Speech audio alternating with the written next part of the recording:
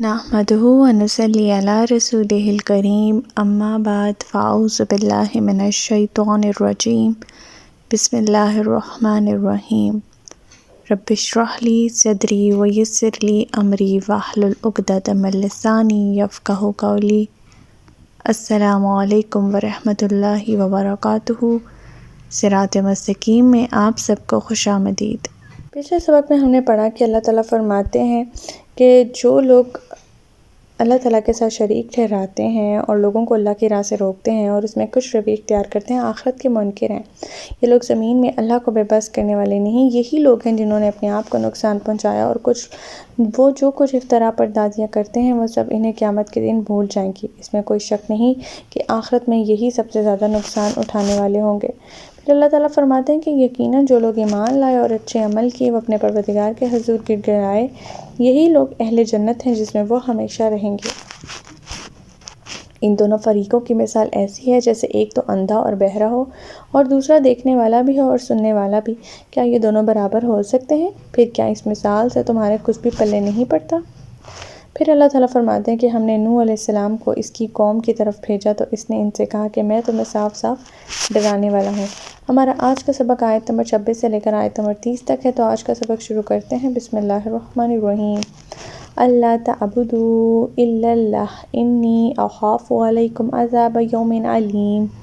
तुम अल्लाह के सिवा किसी की इबादत ना करो, मैं तुम्हारे बारे में अलमनाक दिन के अजाब से डरता हूँ। अब कौमे नूह जो थी वो ये अपने 5 फौत शुदा बुजुर्गों के मुजस्समों की पुजारी थी, यानी वूद, सवा, यगूस और याऊक और नसर।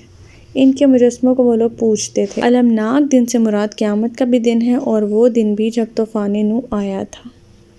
आयत नंबर 27। फ़क़ालल मलाउल्लज़ीना कफ़रू मिन क़ौमिही मा नरका इल्ला बशरम मिस्लना वमा नरकत्तबाका इल्लल्लज़ीना हुम अराज़िलुना बादियर रअयी वमा नरा लकुम अलैना मिन फ़ज़लिन बल नज़ुन्नुकुम काज़िबीन। तो इसकी कौम के काफिर सरदारों ने जवाब दिया, हम तो तुझे अपने ही जैसा आदमी ख्याल करते हैं और जो तेरे पैरोकार हैं वो बादियुन नज़र में हमें कमीने मालूम होते हैं। तुम लोगों को हम पर किसी तरह भी फजीलत नहीं, बल्कि हम तो तुम्हें झूठा ही समझते हैं।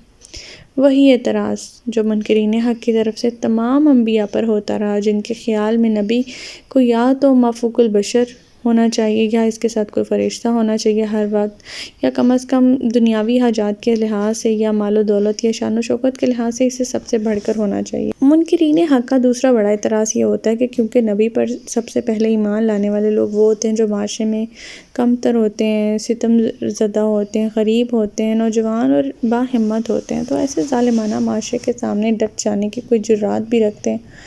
ऐसे लोग हर नबी का इब्तदाई सरमाया होते हैं और यही लोग कौम के चौधरियों की नज़रों में खटखटाते हैं। आयत नंबर 28। क़ाला या कौमी अराअयतुम इन कुन्तु अला बय्यिनतिम मिर रब्बी व आतानी रहमतम मिन इंदिही फ़उम्मियत अलैकुम अनुलज़िमुकूमुहा व अंतुम लहा कारिहून।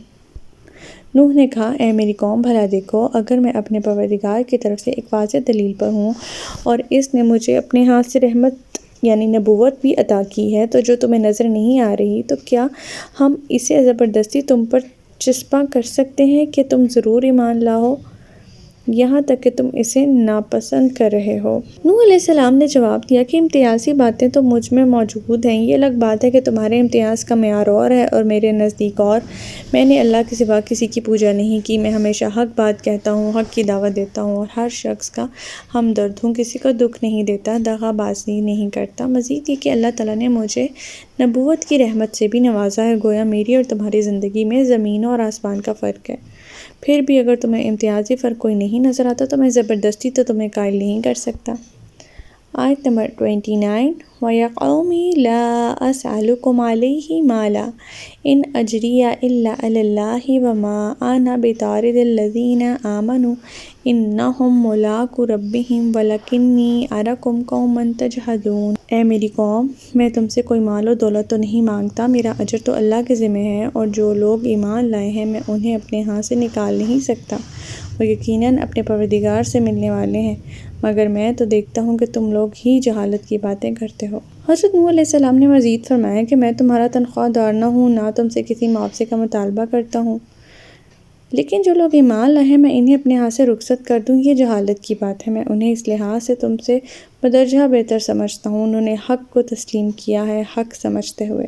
یہ لوگ اللہ سے ڈرنے والے ہیں اور تمہاری طرح سرکش اور ہٹ درم نہیں ہیں۔ اللہ کے ہاں تو معزز وہی ہے جو ایماندار ہو، پرہیزگار ہو۔ ذات کا اونچا یا نیچا ہونا کچھ بھی اللہ کے نزدیک اہمیت نہیں رکھتا، اور اگر بالفرض میں تمہارے کہنے پر انہیں اپنے ہاتھ سے نکال بھی دوں تو میں خود اللہ کے ہاں مجرم ٹھہرتا ہوں، پھر اللہ کے مقابلے میں کون ہے جو اس وقت میری مدد کر سکے گا۔ آیت نمبر 30 وَيَا قَوْمِ مَن يَنصُرُونِي مِنَ اللَّهِ إِن تَرَدتُّهُمْ أَفَلَا تَذَكَّرُونَ، اور اے میری قوم، اگر میں ان لوگوں کو اپنے ہاتھ سے نکال دوں تو اللہ کے مقابلے میں میری مدد کون کرے گا؟ تم ذرا بھی غور نہیں کرتے۔ تو ہمارا آج کا سبق یہیں تک تھا۔ اللہ تعالیٰ سے دعا ہے کہ اللہ تعالیٰ قرآن پاک کے احکامات پہ ہمیں عمل پیرا ہونے کی توفیق عطا فرمائے۔ اللہ پاک ہمیں ہدایت دے کہ جس کے بعد گمراہی نہ ہو۔ ربنا لا تزغ قلوبنا بعد إذ هديتنا وهب لنا من لدنك رحمة إنك أنت الوهاب سبحانك اللهم وبحمدك نشهد أن لا إله إلا أنت أستغفرك وأتوب إليك۔ السلام علیکم ورحمۃ اللہ وبرکاتہ۔